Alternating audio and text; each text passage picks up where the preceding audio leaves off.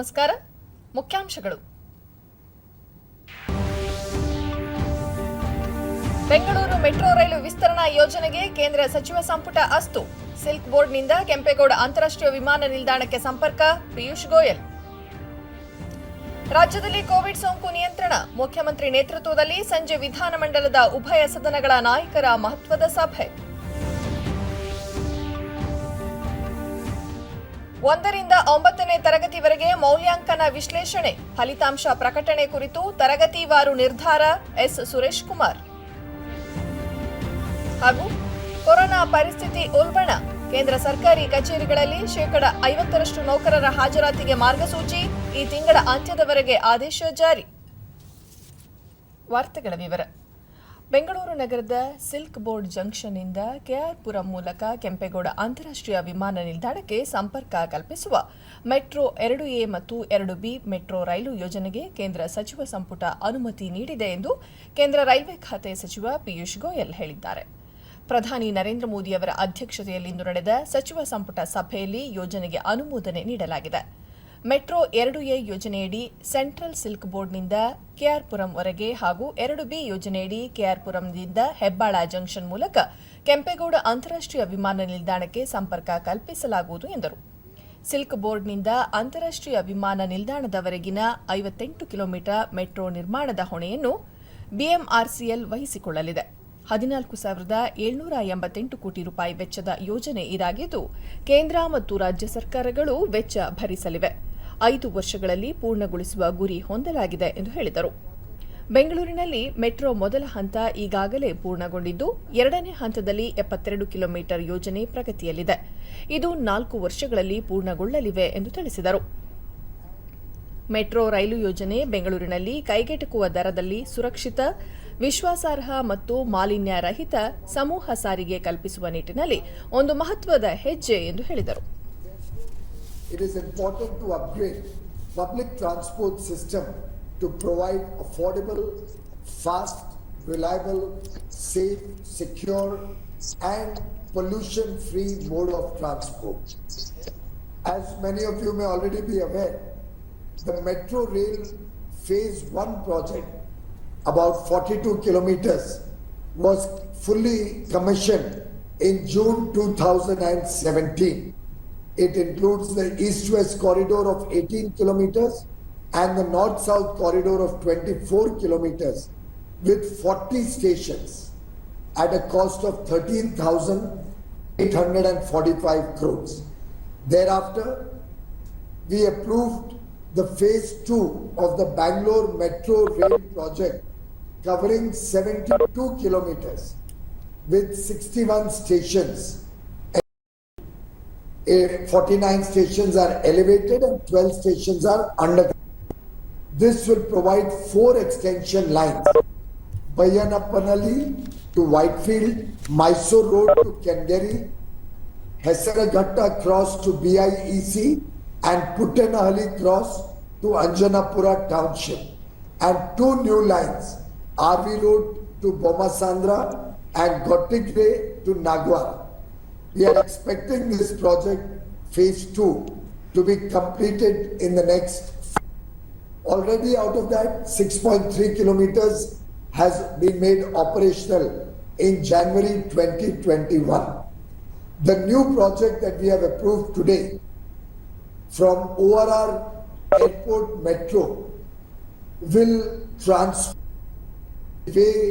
travel in Bangalore from the airport to the city and the airport to other areas including Whitefield can be undertaken, and I am confident that the people of Bangalore will hugely benefit from this project, and this will have a huge transformational impact in the growth and economic prosperity of Karnataka.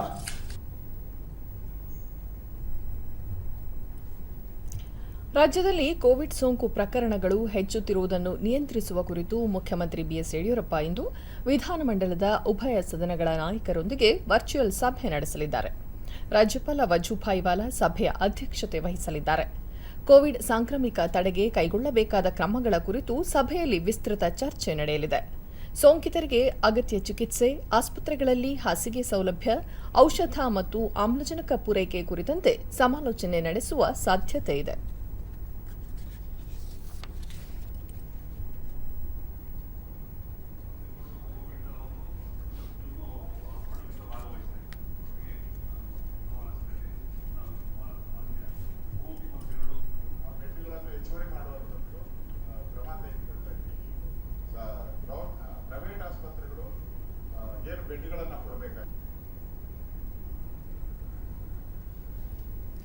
ರಾಜ್ಯದಲ್ಲಿ corona ಪ್ರಕರಣಗಳ ನಿಯಂತ್ರಣಕ್ಕೆ ಕೈಗೊಂಡಿರುವ ಕ್ರಮಗಳ ಕುರಿತು ಗೃಹ ಸಚಿವ ಬಸವರಾಜ ಬೊಮ್ಮಾಯಿ ಮತ್ತು ಕಂದಾಯ ಸಚಿವ ಆರ್ ಅಶೋಕ ರಾಜ್ಯಪಾಲ ವಜುಭಾಯಿ ವಾಲಾ ಅವರನ್ನು ರಾಜಭವನದಲ್ಲಿಂದು ಭೇಟಿಯಾಗಿ ಮಾಹಿತಿ ನೀಡಿದರು. ಬೆಂಗಳೂರು ಸೇರಿದಂತೆ ರಾಜ್ಯದಲ್ಲಿ ಸೋಂಕು ನಿಯಂತ್ರಣಕ್ಕೆ ಕೈಗೊಂಡಿರುವ ಮುಂಜಾಗ್ರತಾ ಕ್ರಮಗಳು ಹಾಗೂ ಸದ್ಯದ ಸ್ಥಿತಿಗತಿ ಕುರಿತು ವಿವರಿಸಿದರು.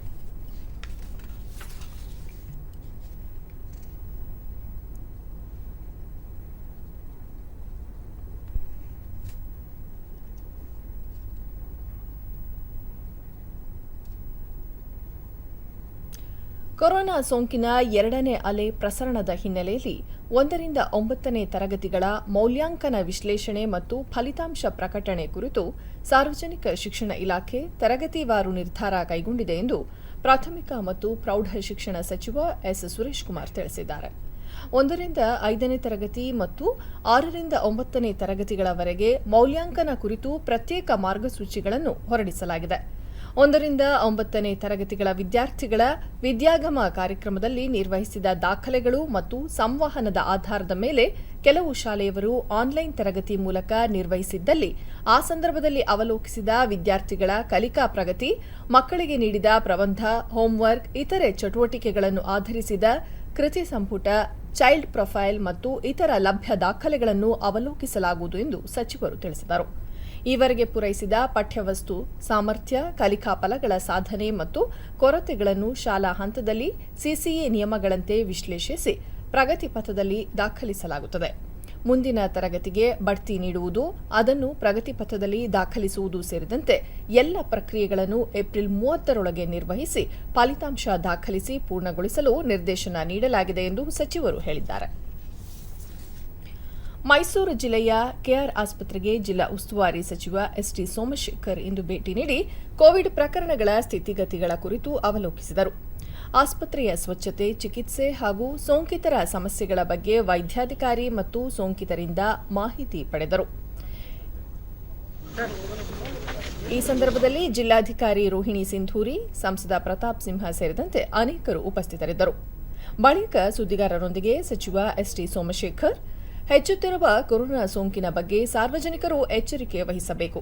ರೋಗದ ಲಕ್ಷಣಗಳು ಕಂಡುಬಂದ ಕೂಡಲೇ ಆಸ್ಪತ್ರೆಗಳಿಗೆ ಬಂದು ಚಿಕಿತ್ಸೆ ಪಡೆಯುವುದರ ಜೊತೆಗೆ ಸೋಂಕು ನಿಯಂತ್ರಣ ಕ್ರಮಗಳನ್ನು ಗಂಭೀರವಾಗಿ ಪಾಲಿಸಬೇಕೆಂದು ಜನತೆಯಲ್ಲಿ ಮನವಿ ಮಾಡಿದರು. ಅದನ್ನು ಕೂಡ ಸೂಕ್ಷ್ಮ ಗಮನಿಸ್ತಾ ಇದ್ದೇವೆ. ಇನ್ನೂ ಒಂದು ಹಾಸ್ಪಿಟ್ಲಿಗೆ ವಿಸಿಟ್ ಮಾಡಿ ನಾವು ಜಿಲ್ಲಾಧಿಕಾರಿಗಳು, SP ಅವರು ಮತ್ತು ಸಂಬಂಧಪಟ್ಟಂಥ ಒಂದು 7-8 ಡಿಸ್ಟ್ರಿಕ್ಟ್ ಆಫೀಸರ್ಸ್, ಲೋಕಸಭಾ ಸದಸ್ಯರ ಜೊತೆಗೂಡಿ ಒಂದು ಸಭೆಯನ್ನು ಕೂಡ ಸದ್ಯದಲ್ಲೇ ಮಾಡ್ತೇವೆ.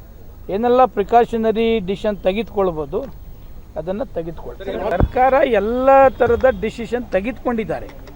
ಎಲ್ಲ ಜಿಲ್ಲೆಗೆ ಏನೇನು ಬೇಕು, ವ್ಯಾಕ್ಸಿನೇಷನ್ ಸಪ್ಲೈ ಇರ್ತಕ್ಕಂಥದ್ದು ಇರ್ಬೋದು, ರೆಮಿಡಿಷನ್ ಮೆಡಿಸಿನ್ಸ್ ಇರ್ಬೋದು, ಬೇರೆ ಬೇರೆ ಏನೇ ವೆಂಟಿಲೇಟರ್ ಇರ್ಬೋದು, ಔಷಧ ಸೇರಿದಂತೆ ಯಾವುದೇ ಸಮಸ್ಯೆಗಳಿದ್ದರೂ ಅವುಗಳನ್ನು ಸರ್ಕಾರದ ಗಮನಕ್ಕೆ ತಂದು ತಕ್ಷಣ ಬಗೆಹರಿಸುವುದಾಗಿ ಭರವಸೆ ನೀಡಿದರು. ಜಿಲ್ಲಾಧಿಕಾರಿ ರೋಹಿಣಿ ಸಿಂಧೂರಿ, ಜಿಲ್ಲೆಯಲ್ಲಿ ಐಸಿಯು ಘಟಕಗಳಿಗೆ ಯಾವುದೇ ತೊಂದರೆ ಇಲ್ಲ, ಖಾಸಗಿ ಆಸ್ಪತ್ರೆ ವೈದ್ಯಾಧಿಕಾರಿಗಳ ಜೊತೆ ಚರ್ಚಿಸಿ 50% ಹಾಸಿಗೆಗಳ ವ್ಯವಸ್ಥೆ ಮಾಡಲು ಸೂಚಿಸಲಾಗಿದೆ. ಕೋವಿಡ್ ನಿಯಂತ್ರಣಕ್ಕೆ ಜಿಲ್ಲಾಡಳಿತ ಎಲ್ಲ ರೀತಿಯ ಸಿದ್ಧತೆ ನಡೆಸಿದೆ ಎಂದು ತಿಳಿಸಿದರು. ನೋಡಿದರೆ 1500 ಆಕ್ಸಿಜನೇಟೆಡ್ ಬೆಡ್ಸ್ ಇದೆ. ಇದರ ಜೊತೆಗೆ ಟ್ರಾಮಾ ಕೇರ್ ಸೆಂಟರ್ನಲ್ಲಿ 200 ಬೆಡ್ಸ್ ಆಕ್ಸಿಜನೇಟೆಡ್ ಬೆಡ್ಸ್ ನಾಳೆಗೆ ಸಿದ್ಧತೆ ಆಗ್ತಾ ಇದೆ. ಸೊ ಆಕ್ಸಿಜನ್ ಬಗ್ಗೆ ಇರಲಿ, ಈಗ ನಮ್ಮ ಸಾಹೇಬರು ಹೇಳಿದ ಹಾಗೆ 12 KL is our oxygen requirement per day. Production capacity ನಮಗೆ 17 KL ಇದೆ. ಸೊ ನಮಗೆ ಆಕ್ಸಿಜನ್ ಬಗ್ಗೆ ಏನೂ ತೊಂದರೆ ಇಲ್ಲ, ICU ಬೆಡ್ಸ್ದು ಏನೂ ತೊಂದರೆ ಇಲ್ಲ. But the problem is deaths ಸ್ವಲ್ಪ ಜಾಸ್ತಿ ಆಗ್ತಾ ಇದೆ. ಯಾವ ಕಾರಣಕ್ಕೆ ಜಾಸ್ತಿ ಆಗ್ತಾ ಇದೆ ಅಂದರೆ, ಒಂದು ಡಿಸ್ಟ್ರಿಕ್ಟ್ ಹಾಸ್ಪಿಟಲ್ಗೆ ಲೇಟಾಗಿ ಬರ್ತಾ ಇದ್ದಾರೆ. ಈಗ ಹೊಸ ಏನಾಗ್ತಾ ಇದೆ, ಬೆಂಗಳೂರಿಂದ ಬೆಡ್ಸ್ ಕೇಳಿಕೊಂಡು ಇಲ್ಲಿಗೂ ಬರ್ತಾ ಇದ್ದಾರೆ. Late presentation one of the major causes. ಲೇಟಾಗಿ ನೀವು ಹಾಸ್ಪಿಟಲ್ಗೆ ದಾಖಲೆ ಆಗಿದ್ರೆ ಲಂಗ್ಸ್ ಆಲ್ಮೋಸ್ಟ್ 70-80% ಕ್ಷೀಣವಾಗಿ ಡೆತ್ ಜಾಸ್ತಿ ಆಗ್ತಾ ಇದೆ. So that is one of the reasons for death also. So ಸುತ್ತಮುತ್ತ ಜಿಲ್ಲೆಗಳಲ್ಲಿ ಡೆತ್ ರೇಟ್ ಜಾಸ್ತಿ ಇಲ್ಲ. ಚಾಮರಾಜನಗರ, ಮಂಡ್ಯ, ಕೊಡಗು ಇಲ್ಲಿ ಜಾಸ್ತಿ ಇಲ್ಲ. ಎಲ್ಲರೂ ಇಲ್ಲಿಗೆ ರೆಫರ್ ಆಗಿ ಬರ್ತಾ ಇದ್ದಾರೆ. ಒಳ್ಳೆ ವ್ಯವಸ್ಥೆಯನ್ನು ಮಾಡಿದ್ದಾರೆ. ಸಂಸದ ಪ್ರತಾಪ್ ಸಿಂಹ ಕೊರೋನಾ ಸೋಂಕಿತರು ನಿರ್ಲಕ್ಷ್ಯ ಮಾಡದೆ ತಕ್ಷಣ ಚಿಕಿತ್ಸೆ ಪಡೆಯಲು ಮುಂದಾಗಬೇಕು. ಸಾರ್ವಜನಿಕರು ಕಡ್ಡಾಯವಾಗಿ ಮುಖಗವಸು ಧರಿಸಿ ವ್ಯಕ್ತಿಗತ ಅಂತರ ಕಾಪಾಡಿಕೊಂಡು ಸೋಂಕು ಬರದಂತೆ ಎಚ್ಚರ ವಹಿಸಬೇಕೆಂದು ಮನವಿ ಮಾಡಿದರು. ಹಾಸ್ಪಿಟಲ್ಗೆ ದಿಢೀರ್ ಅಂತ ಭೇಟಿ ಕೊಟ್ಟು ಯಾವುದೇ ಮಾಹಿತಿನೂ ಕೊಡದಲ್ಲೇ ಬಂದಿದ್ದಾರೆ. ಯಾಕೆಂತಂದ್ರೆ ಏನಾದರೂ ಅವ್ಯವಸ್ಥೆ ಇದೆಯಾ ಅದನ್ನು ಖುದ್ದಾಗಿ ನೋಡಿ ಅದಕ್ಕೆ ಸ್ಪಂದಿಸಬೇಕು ಅನ್ನೋ ಕಾರಣದಿಂದ ಬಂದಿದ್ದಾರೆ. ಇದು ಅವರು ಮೈಸೂರಿನ ಜನರ ಬಗ್ಗೆ ಇಟ್ಕೊಂಡಿರುವಂಥ ಕಾಳಜಿಗೆ ದ್ಯೋತಕವಾಗಿದೆ ಅಂತ ಹೇಳ್ತಾ, ಮೈಸೂರಿನಲ್ಲಿ ಸಂಖ್ಯೆ ಜಾಸ್ತಿ ಆಗ್ತಾ ಇರ್ಬೋದು, ಅದಕ್ಕೆ ತಕ್ಕನಾದ ವ್ಯವಸ್ಥೆಯನ್ನು ಪ್ರಧಾನಿ ನರೇಂದ್ರ ಮೋದಿ ಇಂದು ಸಂಜೆ 6 ಗಂಟೆಗೆ ಕೋವಿಡ್ ಲಸಿಕಾ ಉತ್ಪಾದನಾ ಕಂಪನಿಗಳೊಂದಿಗೆ ವಿಡಿಯೋ ಕಾನ್ಫರೆನ್ಸ್ ಮೂಲಕ ಮಾತುಕತೆ ನಡೆಸಲಿದ್ದಾರೆ. ವೈದ್ಯರು ಮತ್ತು ಔಷಧ ಕಂಪನಿಗಳೊಂದಿಗೆ ಈಗಾಗಲೇ ಮಾತುಕತೆ ನಡೆಸಿರುವ ಪ್ರಧಾನಿ ನರೇಂದ್ರ ಮೋದಿ ಇದೀಗ ಲಸಿಕಾ ಉತ್ಪಾದನಾ ಕಂಪನಿಗಳೊಂದಿಗೆ ನಡೆಸುತ್ತಿರುವ 3ನೇ ಸಂವಾದ ಇದಾಗಿದೆ. ಭಾರತವಲ್ಲದೆ ವಿದೇಶದ ಲಸಿಕಾ ತಯಾರಿಕಾ ಕಂಪನಿಗಳ ಜೊತೆಯೂ ಪ್ರಧಾನಿ ಮಾತುಕತೆ ನಡೆಸಲಿದ್ದಾರೆ. ದೇಶದಲ್ಲಿ ಕೋವಿಡ್ 2ನೇ ಅಲೆ ತೀವ್ರಗತಿಯಲ್ಲಿ ಏರುತ್ತಿರುವ ಕಾರಣ ಈಗಾಗಲೇ ಹಲವು ಕ್ರಮಗಳನ್ನು ಘೋಷಿಸಿರುವ ಸರ್ಕಾರ ಮತ್ತಷ್ಟು ಬಿಗಿ ಕ್ರಮಗಳ ಜೊತೆಗೆ ಲಸಿಕಾ ಅಭಿಯಾನವನ್ನು ಇನ್ನಷ್ಟು ಚುರುಕುಗೊಳಿಸಲು ಉದ್ದೇಶಿಸಿದೆ. ಕೊರೋನಾ ಸೋಂಕು ವ್ಯಾಪಕವಾಗುತ್ತಿರುವ ಹಿನ್ನೆಲೆಯಲ್ಲಿ ನಾಗರಿಕರಿಗೆ ನೆರವಾಗಲು ರಕ್ಷಣಾ ಇಲಾಖೆ ಸಿದ್ಧತೆಗಳ ಕುರಿತು ಕೇಂದ್ರ ರಕ್ಷಣಾ ಸಚಿವ ರಾಜನಾಥ್ ಸಿಂಗ್ ಇಂದು ಸೇನಾ ಮುಖ್ಯಸ್ಥರು, 3 ಸೇನಾಪಡೆಗಳ ಪ್ರಮುಖರು, ಸಚಿವರು ಮತ್ತು ಡಿಆರ್ಡಿಒ ಮುಖ್ಯಸ್ಥರ ಜತೆ ಸಭೆ ನಡೆಸಿದರು.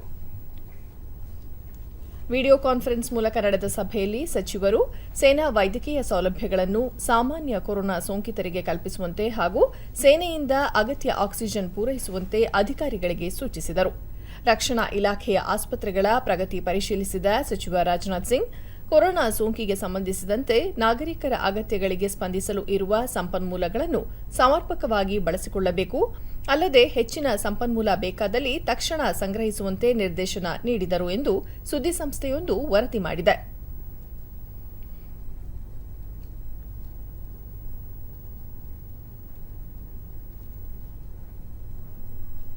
ಇದಕ್ಕೂ ಮುನ್ನ ಸೇನಾ ಮುಖ್ಯಸ್ಥ ಜನರಲ್ ಎಂಎಂ ನರವಣೆ, ರಕ್ಷಣಾ ಇಲಾಖೆ ಕಾರ್ಯದರ್ಶಿ ಹಾಗೂ ಡಿಆರ್ಡಿಒ ಮುಖ್ಯಸ್ಥರೊಂದಿಗೆ ಮಾತುಕತೆ ನಡೆಸಿದ ಸಚಿವ ರಾಜನಾಥ್ ಸಿಂಗ್, ಕೊರೋನಾ ನಿಯಂತ್ರಣ ಕುರಿತಂತೆ ನಾಗರಿಕರಿಗೆ ಅಗತ್ಯ ಸೌಲಭ್ಯಗಳನ್ನು ಕಲ್ಪಿಸುವಂತೆ ಸೂಚಿಸಿದ್ದಾರೆ.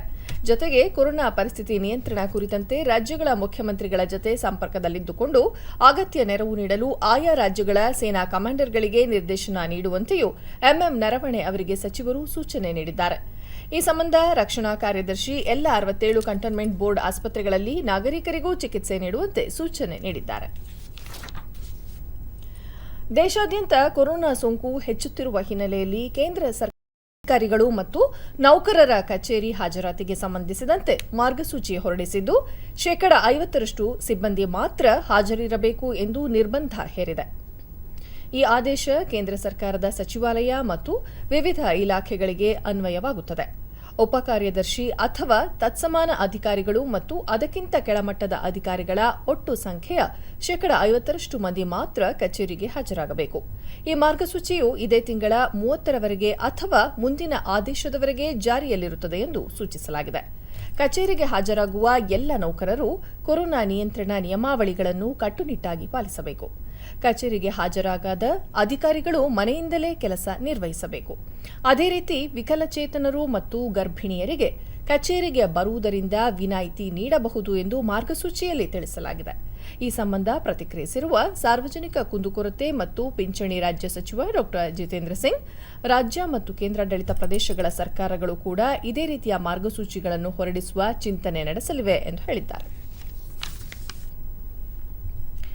ದೇಶದಲ್ಲಿ ಕೊರೋನಾ ಲಸಿಕೆ ನೀಡುವ ಕಾರ್ಯ ಚುರುಕುಗೊಂಡಿದ್ದು, ಇದುವರೆಗೆ 12,69,00,000ಕ್ಕೂ ಹೆಚ್ಚು ಮಂದಿಗೆ ಲಸಿಕೆ ಹಾಕಲಾಗಿದೆ ಎಂದು ಕೇಂದ್ರ ಆರೋಗ್ಯ ಸಚಿವಾಲಯ ತಿಳಿಸಿದೆ.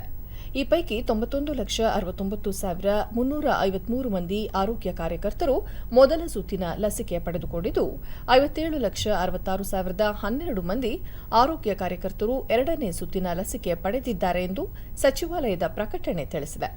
ಇದಲ್ಲದೆ 1,14,21,780 ಮುಂಚೂಣಿ ಕಾರ್ಯಕರ್ತರು ಕೊರೋನಾ ಲಸಿಕೆ ತೆಗೆದುಕೊಂಡಿದ್ದು, ಅವರಲ್ಲಿ 57,64,213 ಮಂದಿ ಎರಡನೇ ಸುತ್ತಿನ ಲಸಿಕೆ ಪಡೆದಿದ್ದಾರೆ. ಉಳಿದಂತೆ 45ರಿಂದ 60 ವರ್ಷದೊಳಗಿನ 4,23,06,422 ಮಂದಿ ಲಸಿಕೆ ಪಡೆದಿದ್ದಾರೆ. ಇವರಲ್ಲಿ 13 ಲಕ್ಷಕ್ಕೂ ಹೆಚ್ಚು ಮಂದಿ ಎರಡನೇ ಸುತ್ತಿನ ಲಸಿಕೆ ತೆಗೆದುಕೊಂಡಿದ್ದಾರೆ. ನಿನ್ನೆ ಒಂದೇ ದಿನ 31,03,474 ಮಂದಿ ಕೊರೋನಾ ಲಸಿಕೆ ಪಡೆದುಕೊಂಡಿದ್ದಾರೆ. ದೇಶದಲ್ಲಿ ಕೋವಿಡ್ ಎರಡನೇ ಅಲೆ ತೀವ್ರವಾಗಿ ಹೆಚ್ಚಳವಾಗುತ್ತಿರುವ ಹಿನ್ನೆಲೆಯಲ್ಲಿ ಐಸಿಎಸ್ಸಿ 10ನೇ ತರಗತಿ ಪರೀಕ್ಷೆಯನ್ನು ರದ್ದುಪಡಿಸಲಾಗಿದೆ. ಆದರೆ 12ನೇ ತರಗತಿ ಪರೀಕ್ಷೆಯನ್ನು ಮುಂದೂಡಲಾಗಿದ್ದು, ವೇಳಾಪಟ್ಟಿಯನ್ನು ಮುಂದಿನ ದಿನಗಳಲ್ಲಿ ಪ್ರಕಟಿಸಲಾಗುವುದು ಎಂದು ಸಿಐಎಸ್ಸಿಇ ಸುತ್ತೋಲೆಯಲ್ಲಿ ತಿಳಿಸಿದೆ. ಇತ್ತೀಚೆಗಷ್ಟೇ ಸುತ್ತೋಲೆ ಹೊರಡಿಸಿದ್ದ ಐಸಿಎಸ್ಸಿ ದೇಶದಲ್ಲಿ ಕೋವಿಡ್ ಸೋಂಕು ನಿಯಂತ್ರಣ ಉದ್ದೇಶದಿಂದ ಸಿಐಎಸ್ಸಿಇ ಪರೀಕ್ಷೆಗಳನ್ನು ಮುಂದೂಡಿತ್ತು. ಆದರೆ ಇದೀಗ ಆದೇಶ ಹಿಂಪಡೆದಿದ್ದು, ವಿದ್ಯಾರ್ಥಿಗಳು ಮತ್ತು ಬೋಧನಾ ಸಿಬ್ಬಂದಿಯ ಸುರಕ್ಷತೆ ದೃಷ್ಟಿಯಿಂದ 10ನೇ ತರಗತಿ ಪರೀಕ್ಷೆಯನ್ನು ರದ್ದುಪಡಿಸಲಾಗಿದೆ ಎಂದು ತಿಳಿಸಿದೆ.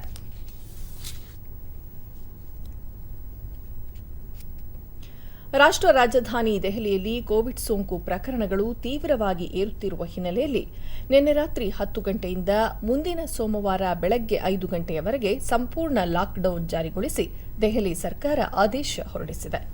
6 ದಿನಗಳ ಲಾಕ್ಡೌನ್ ಅವಧಿಯಲ್ಲಿ ನಡೆಯುವ ವಿವಾಹ ಮತ್ತಿತರ ಸಮಾರಂಭಗಳಲ್ಲಿ ಕೇವಲ 50 ಮಂದಿ ಮಾತ್ರ ಭಾಗವಹಿಸಲು ದೆಹಲಿ ಸರ್ಕಾರ ಅವಕಾಶ ಕಲ್ಪಿಸಿದೆ. ಸಣ್ಣ ಅವಧಿಯ ಲಾಕ್ಡೌನ್ ಆಗಿರುವ ಕಾರಣ ವಲಸೆ ಕಾರ್ಮಿಕರು ದೆಹಲಿ ತೊರೆಯಬಾರದು ಎಂದು ಮುಖ್ಯಮಂತ್ರಿ ಅರವಿಂದ್ ಕೇಜ್ರಿವಾಲ್ ಮನವಿ ಮಾಡಿದ್ದಾರೆ.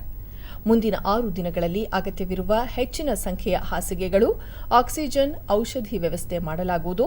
ಈ ಸಂಬಂಧ ನೆರವು ನೀಡಿರುವ ಕೇಂದ್ರ ಸರ್ಕಾರಕ್ಕೆ ಧನ್ಯವಾದ ಸಲ್ಲಿಸಿರುವ ಮುಖ್ಯಮಂತ್ರಿ ಕೇಜ್ರಿವಾಲ್ ಪ್ರತಿಯೊಬ್ಬರೂ ಕೋವಿಡ್ ಮಾರ್ಗಸೂಚಿಗಳನ್ನು ಕಟ್ಟುನಿಟ್ಟಾಗಿ ಪಾಲಿಸುವಂತೆ ಮನವಿ ಮಾಡಿದ್ದಾರೆ.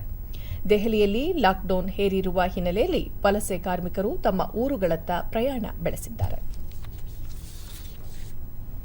आपकी सरकार को ये लगता है कि दिल्ली में कुछ दिन के लिए लॉकडाउन लगाना ज़रूरी है, तो आज रात को 10 बजे से अगले सोमवार को सुबह 5 बजे तक 6 दिन के लिए दिल्ली में लॉकडाउन लगाया जा रहा है. इस दौरान जाहिर है कि जो एसेंशियल सर्विसेज हैं वो जारी रहेंगी, खाने पीने की, मेडिकल व्यवस्थाओं की वो जारी रहेंगी. ದೇಶದಲ್ಲಿ ಕಳೆದ 24 ಗಂಟೆಗಳಲ್ಲಿ 2,59,170 ಹೊಸ ಕೋವಿಡ್-19 ಪ್ರಕರಣಗಳು ವರದಿಯಾಗಿವೆ. 1,54,761 ಮಂದಿ ಚೇತರಿಸಿಕೊಂಡಿದ್ದು, 1,761 ಮಂದಿ ಮೃತಪಟ್ಟಿದ್ದಾರೆ. ಇದರೊಂದಿಗೆ ದೇಶದಲ್ಲಿ ಒಟ್ಟು ಸೋಂಕಿತರ ಸಂಖ್ಯೆ 1,53,21,089ಕ್ಕೆ ಏರಿಕೆಯಾಗಿದೆ ಎಂದು ಕೇಂದ್ರ ಆರೋಗ್ಯ ಸಚಿವಾಲಯ ತಿಳಿಸಿದೆ. ಇದುವರೆಗೆ 1,31,08,582 ಮಂದಿ ಗುಣಮುಖರಾಗುವುದರೊಂದಿಗೆ ಚೇತರಿಕೆ ಪ್ರಮಾಣ 85.56%ರಷ್ಟಿದೆ. ಒಟ್ಟು 20,31,977 ಸಕ್ರಿಯ ಪ್ರಕರಣಗಳಿದ್ದು 13.26%ರಷ್ಟಿದೆ. ಇದುವರೆಗೆ 1,80,530 ಮಂದಿ ಮೃತಪಟ್ಟಿದ್ದು, ಈ ಪ್ರಮಾಣ 1.16%ರಷ್ಟಿದೆ.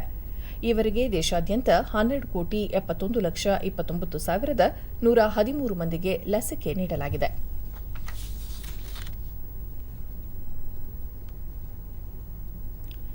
ದೇಶದಲ್ಲಿ ಕೊರೋನಾ ಸೋಂಕಿತರ ಪರೀಕ್ಷಾ ಸಾಮರ್ಥ್ಯದಲ್ಲಿ ಹೆಚ್ಚಳ ಮಾಡಲಾಗಿದೆ. ಇದುವರೆಗೆ 26,94,14,035 ಮಂದಿಗೆ ಪರೀಕ್ಷೆ ನಡೆಸಲಾಗಿದೆ ಎಂದು ಭಾರತೀಯ ವೈದ್ಯಕೀಯ ಸಂಶೋಧನಾ ಸಂಸ್ಥೆ ಐಸಿಎಂಆರ್ ತಿಳಿಸಿದೆ. ಸರ್ಕಾರಿ ಮತ್ತು ಖಾಸಗಿ ಪ್ರಯೋಗಾಲಯಗಳು ಸೇರಿದಂತೆ ನಿನ್ನೆ ಒಂದೇ ದಿನ 15,90,486 ಮಾದರಿಗಳ ಪರೀಕ್ಷೆ ನಡೆಸಲಾಗಿದೆ ಎಂದು ಐಸಿಎಂಆರ್ ಹೇಳಿದೆ.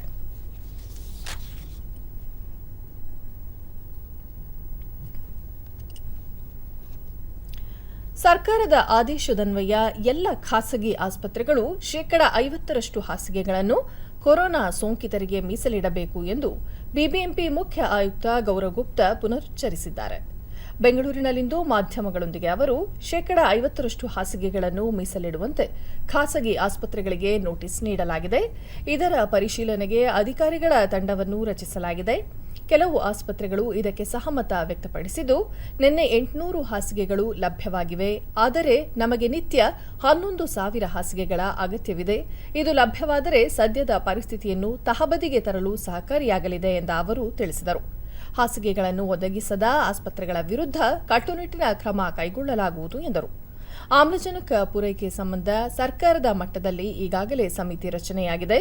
ಸಮಿತಿಯು ಆರೋಗ್ಯ ಸಚಿವರು ಸೇರಿದಂತೆ ಪ್ರಮುಖರೊಂದಿಗೆ ಸಭೆ ನಡೆಸಿದ್ದು, ಆಮ್ಲಜನಕ ಕೊರತೆ ಎದುರಾಗದಂತೆ ಕ್ರಮ ಕೈಗೊಳ್ಳಲಿದೆ ಎಂದರು. ನಿನ್ನೆ ದಿನನೂ ಸಿಕ್ಕಿದೆ, 800 ಬೆಡ್ ಸಿಕ್ಕಿದೆ ಮತ್ತು ಇನ್ನಷ್ಟು ನಾವು ಅದನ್ನು ತೆಗೆದುಕೊಳ್ತೀವಿ. ನಮ್ಮ ಉದ್ದೇಶ ಏನಿದೆ ಅಂದರೆ ಸುಮಾರು 10,000ದಷ್ಟು ಬೆಡ್ಸ್, 11,000ದಷ್ಟು ಬೆಡ್ಸ್ ನಮಗೆ ಸಿಗಬೇಕು. ಆಗ ನಾವು ಈ ಸಮಸ್ಯೆಯನ್ನು ಸ್ವಲ್ಪ ಅದಕ್ಕೆ ಸೊಲ್ಯೂಷನ್ಗೆ ಹತ್ತಿರ ಬರ್ತೀವಿ.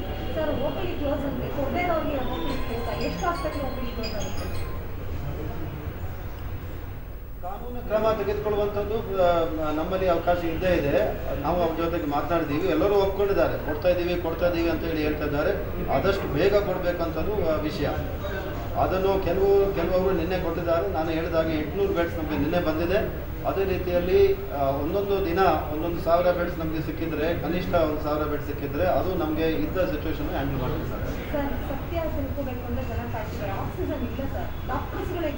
ಆಕ್ಸಿಜನ್ ವಿಷಯ ಬಗ್ಗೆ ಸರ್ಕಾರ ಮಟ್ಟದಲ್ಲಿ ಆಕ್ಸಿಜನ್ ಮ್ಯಾನೇಜ್ಮೆಂಟ್ ಸಲುವಾಗಿ ಒಂದು ಸಮಿತಿ ರಚನೆ ಆಗಿದೆ.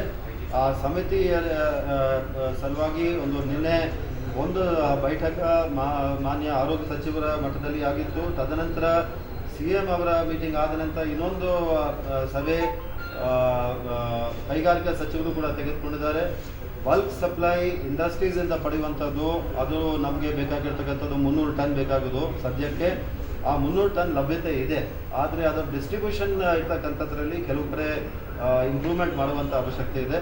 ಆ ದಿಕ್ಕಿನಲ್ಲಿ ಎಲ್ಲರನ್ನೂ ಸೇರಿ ಎಲ್ಲ ಆಸ್ಪತ್ರೆಗಳಲ್ಲಿ ಇರ್ತಕ್ಕಂತಹ ಆಕ್ಸಿಜನ್ ವ್ಯವಸ್ಥೆ ಏನಿದೆ ಅದನ್ನು ತಿಳಿದು ಅಲ್ಲಿ ಪ್ರಾಬ್ಲಮ್ ಆಗ್ತಕ್ಕಂಥದ್ದು ಎಲ್ಲೆಲ್ಲಿ ಇದೆ ಅದನ್ನು ಸಾಲ್ವ್ ಮಾಡಲಿಕ್ಕೆ ಸರ್ಕಾರ ಮಟ್ಟದಲ್ಲಿ ಒಂದು ಚಿಂತನೆ ನಡೆದಿದೆ.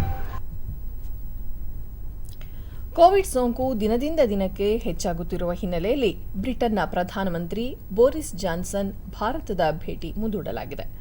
ಬ್ರಿಟನ್ ಪ್ರಧಾನಮಂತ್ರಿ ಅವರು ಈ ತಿಂಗಳ ಅಂತ್ಯದ ವೇಳೆಗೆ ಭಾರತಕ್ಕೆ ಭೇಟಿ ನೀಡಲು ಸಮಯ ನಿಗದಿ ಮಾಡಲಾಗಿತ್ತು. ಆದರೆ ಭಾರತದಲ್ಲಿ ಕೋವಿಡ್ ಸೋಂಕಿನ ಪ್ರಮಾಣ ಏರಿಕೆಯಾಗುತ್ತಿರುವ ಹಿನ್ನೆಲೆಯಲ್ಲಿ ಉಭಯ ದೇಶಗಳ ನಡುವಿನ ಮುಖಂಡರ ಸಮಾಲೋಚನಾ ಸಭೆ ಮುಂದೂಡಲಾಗಿದೆ. ಈ ಕುರಿತಂತೆ ವಿದೇಶಾಂಗ ಸಚಿವಾಲಯ ಸ್ಪಷ್ಟಪಡಿಸಿದ್ದು, ಮುಂದಿನ ದಿನಾಂಕವನ್ನು ಶೀಘ್ರದಲ್ಲಿ ಪ್ರಕಟಿಸಲಾಗುವುದು. ಭಾರತ ಮತ್ತು ಬ್ರಿಟನ್ ನಡುವೆ ದ್ವಿಪಕ್ಷೀಯ ಬಾಂಧವ್ಯ ವೃದ್ಧಿ ಕುರಿತಂತೆ ವರ್ಚುವಲ್ ಮೂಲಕ ಸಮಾಲೋಚನಾ ಸಭೆ ನಡೆಸುವ ಬಗ್ಗೆ ಶೀಘ್ರ ತೀರ್ಮಾನ ಕೈಗೊಳ್ಳಲಾಗುವುದು ಎಂದು ಮೂಲಗಳು ತಿಳಿಸಿವೆ. ವಿಜಯಪುರ ಜಿಲ್ಲಾ ಪೊಲೀಸ್ ಇಲಾಖೆ ವತಿಯಿಂದ ನಗರದಲ್ಲಿ ಕೊರೋನಾ ಜಾಗೃತಿ ಅಭಿಯಾನವನ್ನು ನಡೆಸಲಾಯಿತು. ಪೊಲೀಸ್ ವರಿಷ್ಠಾಧಿಕಾರಿ ಅನುಪಮ್ ಅಗರ್ವಾಲ್ ನೇತೃತ್ವದಲ್ಲಿ ಪೊಲೀಸ್ ಸಿಬ್ಬಂದಿ ನಗರದ ಗಾಂಧಿ ವೃತ್ತ ಸೇರಿದಂತೆ ವಿವಿಧ ಮಾರುಕಟ್ಟೆಗಳಲ್ಲಿ ಸಂಚರಿಸಿ ಕೊರೋನಾ ತಡೆಯ ನಿಯಮಗಳ ಕುರಿತು ಜನರಲ್ಲಿ ಅರಿವು ಮೂಡಿಸಿದರು. ಐತಿಹಾಸಿಕ ಪ್ರವಾಸಿ ತಾಣಗಳಾದ ಗೋಳಗುಮ್ಮಟ, ಇಬ್ರಾಹಿಂ ರೋಜಾ ಸೇರಿದಂತೆ ಇನ್ನಿತರ ಪ್ರವಾಸಿ ಸ್ಥಳಗಳ ವೀಕ್ಷಣೆಗೆ ನಿರ್ಬಂಧ ಹೇರಿದೆ.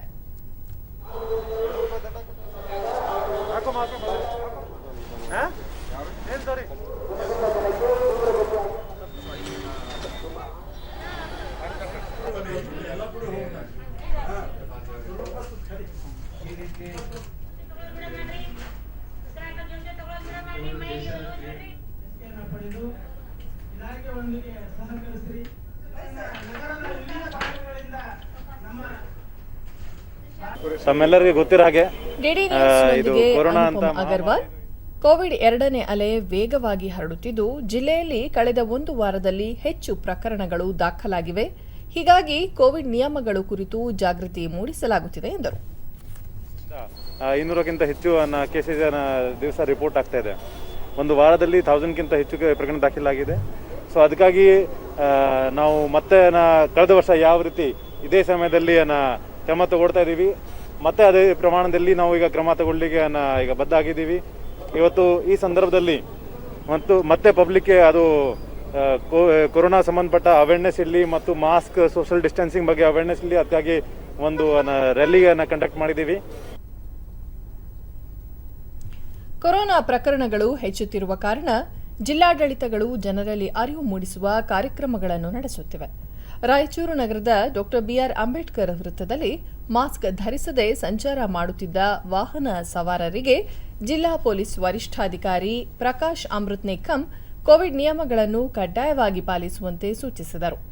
ಮಾಸ್ಕ್ ಧರಿಸುವಿಕೆ ಹಾಗೂ ವೈಯಕ್ತಿಕ ಅಂತರ ಕಾಪಾಡಿಕೊಳ್ಳುವಂತೆ ಸಾರ್ವಜನಿಕರಲ್ಲಿ ಮನವಿ ಮಾಡಿದರು.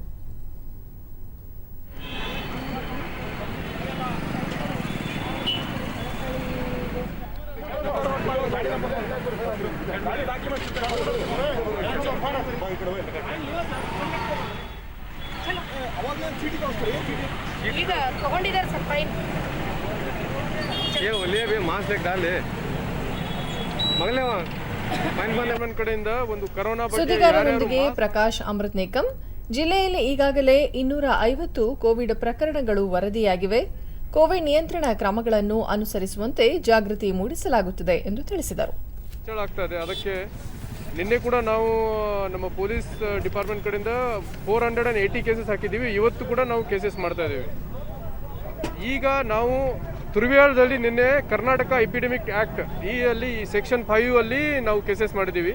ಈಗ ರಾಯಚೂರಲ್ಲಿ ಕಡೆ ಎಲ್ಲಿ ಜಾಸ್ತಿ ಜನ ಸೇರ್ತಾರೆ, ಯಾರು ಪದೇ ಉಲ್ಲಂಘನೆ ಮಾಡ್ತಾ ಇದ್ದಾರೆ, ಯಾವುದು ಜಾಸ್ತಿ ಮಾಬ್ ಯಾವ್ಯಾವ ಸಪೋಸ್ ಯಾವುದು ಶಾಪಲ್ಲಿ ಬರುತ್ತೆ, ಅವರೇನು ಕರೋನಾ ಅಪ್ರೋಪ್ರಿಯೇಟ್ ಬಿಹೇವಿಯರ್ ಪಾಲನೆ ಮಾಡ್ತಾ ಇಲ್ಲ, ಅವ್ರ ವಿರುದ್ಧ ಈಗ ಕರ್ನಾಟಕ ಎಪಿಡೆಮಿಕ್ ಆ್ಯಕ್ಟಲ್ಲಿ ನಾವು ಕೇಸಸ್ ಮಾಡೋಕ್ಕೆ ಶುರು ಮಾಡಿದ್ದೀವಿ. ಈಗ 10,000 ರೂಪೀಸ್ ಫೈನ್ ಇದೆ. ಈ ಥರದ್ದು ಜಾಸ್ತಿ ಜನ ಸೇರಿದ್ರೆ ಕರೋನಾದು ಏನೋ ನಿಯಮಗಳು ಇದೆ ಅದು ಏನೋ ಪಾಲನೆ ಮಾಡಿಲ್ಲ ಅಂದರೆ 10,000 ರೂಪೀಸ್ ಫೈನ್, ಅದೇ ಕೂಡ ನಾವು ಶುರು ಮಾಡಿದ್ದೀವಿ. ರಾಜ್ಯದಲ್ಲಿ ಕೋವಿಡ್ 2ನೇ ಅಲೆ ಹೆಚ್ಚಾಗಿರುವುದರಿಂದ ಹಾವೇರಿಯಲ್ಲಿ ಜಿಲ್ಲಾಡಳಿತ ಹಾಗೂ ಪೊಲೀಸ್ ಇಲಾಖೆ ವತಿಯಿಂದ ಸಾರ್ವಜನಿಕರಿಗೆ ಮಾಸ್ಕ್ ಧರಿಸುವ ಕುರಿತು ನಿನ್ನೆ ಜಾಗೃತಿ ಮೂಡಿಸಲಾಯಿತು. ಹಾವೇರಿ ನಗರದ ಹೊಸಮನಿ ಸಿದ್ದಪ್ಪ ವೃತ್ತದಲ್ಲಿ ಜಿಲ್ಲಾ ಪೊಲೀಸ್ ಅಧಿಕಾರಿಗಳು ಮಾಸ್ಕ್ ಧರಿಸುವ ಕುರಿತು ಜಾಥಾ ನಡೆಸಿ ಜನಜಾಗೃತಿ ಮೂಡಿಸಿದರು. ಜನರು ಆರೋಗ್ಯದ ಬಗ್ಗೆ ಕಾಳಜಿ ವಹಿಸಬೇಕು ಹಾಗೂ ಮಾಸ್ಕ್ ಧರಿಸಿಕೊಂಡು ಓಡಾಡಬೇಕು ಎಂದು ಮನವಿ ಮಾಡಿದರು.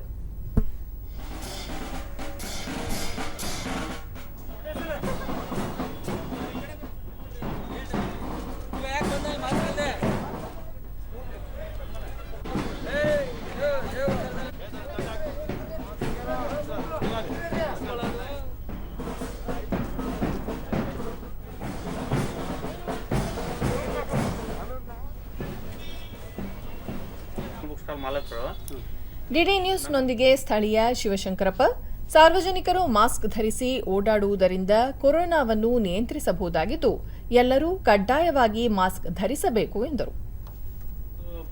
ಇದೊಂದು ಪರಿಹಾರ ಅಂತ ನನ್ನ ವಿಚಾರ ಐತಿ.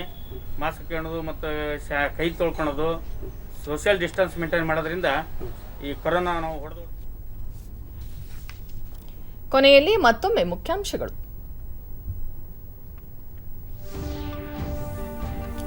ಬೆಂಗಳೂರು ಮೆಟ್ರೋ ರೈಲು ವಿಸ್ತರಣಾ ಯೋಜನೆಗೆ ಕೇಂದ್ರ ಸಚಿವ ಸಂಪುಟ ಅಸ್ತು. ಸಿಲ್ಕ್ ಬೋರ್ಡ್ನಿಂದ ಕೆಂಪೇಗೌಡ ಅಂತಾರಾಷ್ಟ್ರೀಯ ವಿಮಾನ ನಿಲ್ದಾಣಕ್ಕೆ ಸಂಪರ್ಕ, ಪಿಯೂಷ್ ಗೋಯಲ್. ರಾಜ್ಯದಲ್ಲಿ ಕೋವಿಡ್ ಸೋಂಕು ನಿಯಂತ್ರಣ, ಮುಖ್ಯಮಂತ್ರಿ ನೇತೃತ್ವದಲ್ಲಿ ಸಂಜೆ ವಿಧಾನಮಂಡಲದ ಉಭಯ ಸದನಗಳ ನಾಯಕರ ಮಹತ್ವದ ಸಭೆ. 1 ರಿಂದ 9ನೇ ತರಗತಿವರೆಗೆ ಮೌಲ್ಯಾಂಕನ ವಿಶ್ಲೇಷಣೆ, ಫಲಿತಾಂಶ ಪ್ರಕಟಣೆ ಕುರಿತು ತರಗತಿವಾರು ನಿರ್ಧಾರ, ಎಸ್ ಸುರೇಶ್ ಕುಮಾರ್. ಹಾಗೂ ಕೊರೋನಾ ಪರಿಸ್ಥಿತಿ ಉಲ್ಬಣ, ಕೇಂದ್ರ ಸರ್ಕಾರಿ ಕಚೇರಿಗಳಲ್ಲಿ 50% ನೌಕರರ ಹಾಜರಾತಿಗೆ ಮಾರ್ಗಸೂಚಿ, ಈ ತಿಂಗಳ ಅಂತ್ಯದವರೆಗೆ ಆದೇಶ ಜಾರಿ. ನಮ್ಮ ವಾರ್ತಾ ಪ್ರಸಾರವನ್ನು ನೀವು ಡಿಡಿ ಚಂದನ ನ್ಯೂಸ್ ಯೂಟ್ಯೂಬ್ ಚಾನೆಲ್ನಲ್ಲೂ ವೀಕ್ಷಿಸಬಹುದು. ವೀಕ್ಷಕರೇ, ನಾನು ಈಗ ಸ್ಟುಡಿಯೋದಿಂದ ತೆರಳುತ್ತಿರುವ ಕಾರಣ ಮಾಸ್ಕ್ ಧರಿಸುತ್ತಿದ್ದೇನೆ. ನೀವು ಸಹ ಮನೆಯಿಂದ ಹೊರಹೋಗುವ ಮುನ್ನ ಸರಿಯಾದ ಕ್ರಮದಲ್ಲಿ ತಪ್ಪದೆ ಮಾಸ್ಕ್ ಧರಿಸಿ.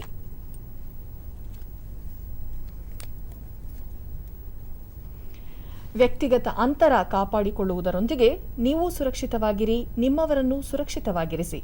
ನೈರ್ಮಲ್ಯಕ್ಕೆ ಆದ್ಯತೆ ನೀಡುವುದರ ಜೊತೆಗೆ ಸೋಂಕು ತಡೆಗೆ 45 ವರ್ಷ ಮೇಲ್ಪಟ್ಟ ಎಲ್ಲರೂ ಕೋವಿಡ್-19 ಲಸಿಕೆ ಪಡೆಯಿರಿ. ನಮ್ಮ ಮುಂದಿನ ವಾರ್ತಾ ಪ್ರಸಾರ ಸಂಜೆ 7 ಗಂಟೆಗೆ. ನಮಸ್ಕಾರ.